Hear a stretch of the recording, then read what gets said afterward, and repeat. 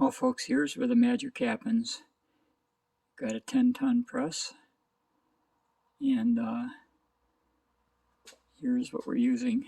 I've got some acetone in that cup with the red top, and I have this is the old fuel, which didn't work, and this is the new fuel. That's epoxy, and it came out great. This is what I do is I just lay the tube down on a piece of paper towel, double sheet of paper towel. I can't seem to make it stand. Okay, and it's just all it does is it doesn't stick to it because it sticks to the one layer of paper towel. Well, you can just rip it right off, and you don't have to do anything like to hold it up or anything. I guess I could, make like a little ring or something like that would hold it, so that it stood up straight without a chance of tipping over, and that would probably be the best. I'll have to work on that. But the other one is I've molded it in Teflon mold, as you can see, and it's hard. It's not. This is hard.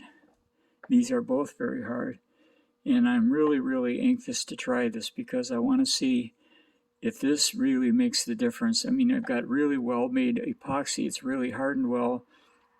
I mixed it really good, and it was a little hard to load. But I don't really know if it'll release from the Teflon mold yet. I think it will.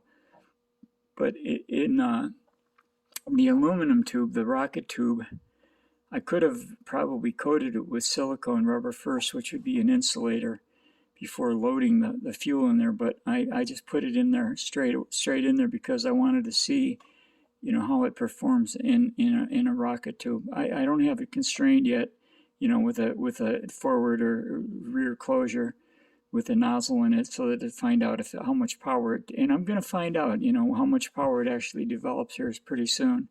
There's the epoxy I'm using. It's from fiberglass site, and it's 2-piece. It's 1 to 3, and I'm telling you what, it really works good. It doesn't smell, and it looked really good when I was mixing it. It was clear, pretty clear. Anyway, this one here, I've drilled this out so that I can put a fuse in it, and you can see it's pretty shiny. I mean, this is really the best stuff I've ever seen, man. This is really the way to go. So, but what's the performance? We'll find out, when I test it here. But I just wanted to show you that before I test it, so you'll see. Okay, I'm out of here now. Okay, here you can see a cup full of leftover epoxy that I just mixed up, and it's hardened in the cup. But I'm just going to burn the scrap and see what happens if it how well it burns, and how aggressive it is. So bear with me here. I'll get the torch going here.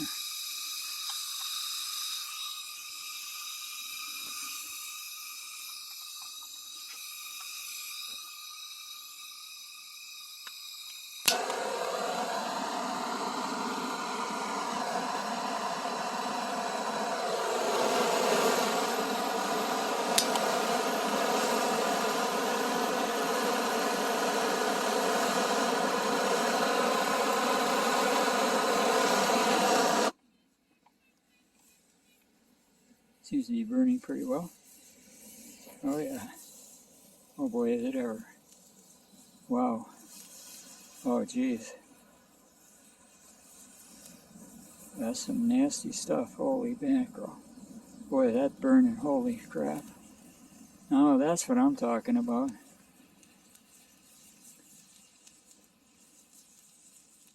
It crispified everything. A lot of black smoke. Not really a lot. I mean, it was some. I suppose I could use a tiny bit more oxidizer, but it wasn't bad. I didn't think that was a bad burn, really. There's a lot of charcoal left because that's the cup, I think, and all that. So that's quite a success, I think. So hopefully that'll work out when I put it in a casing, and we'll see though later. Okay, hang on. I'm off now.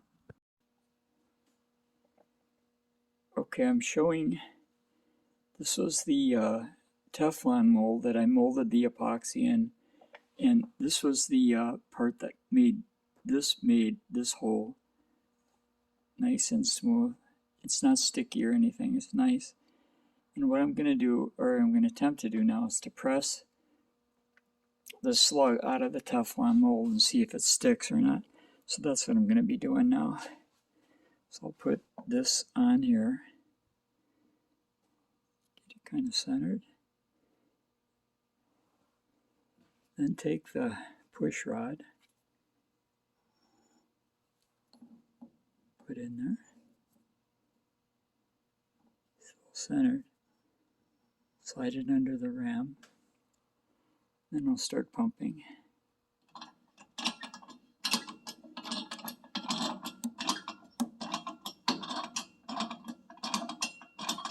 Seems like it's going very easy.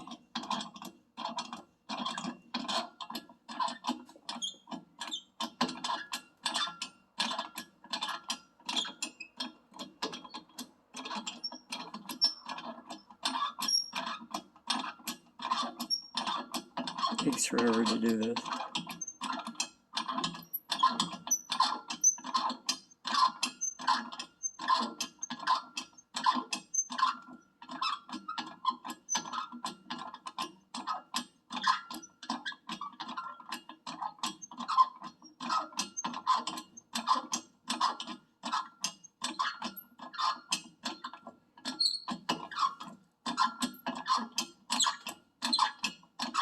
Kind of squeaks.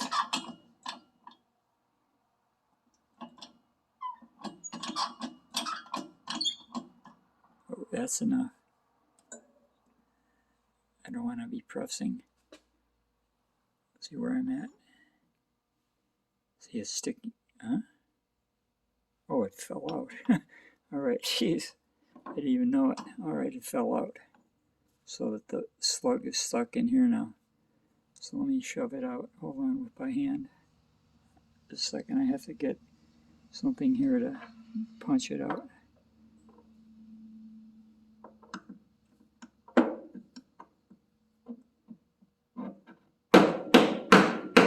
No, it ain't going out that way. There it is. Okay, here's the slug I made. Now, I'm pretty sure this will fit inside of the rocket casing. As you can see, it's nice and smooth. It's got some holes in it, but probably what I would do when it was still setting up, I would put it in a, oh, I didn't notice that's a big hole there. Anyway, I'd put it in a vacuum chamber to get all the air out of the thing, but I don't have that yet, so I'll have to do that later. But anyway, it shows that I made a pretty nice slug. It's got some air holes. It's not perfect. It's certainly enough for testing, but it proves that the Teflon mold did not stick, and it made it very easy to get it out.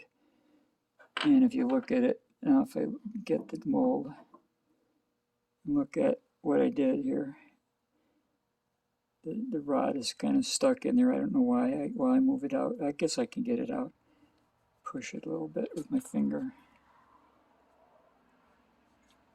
So it slides easy. So the Teflon mold works perfectly to do this. So anyway, that's what I'm going to add to the video that I made. So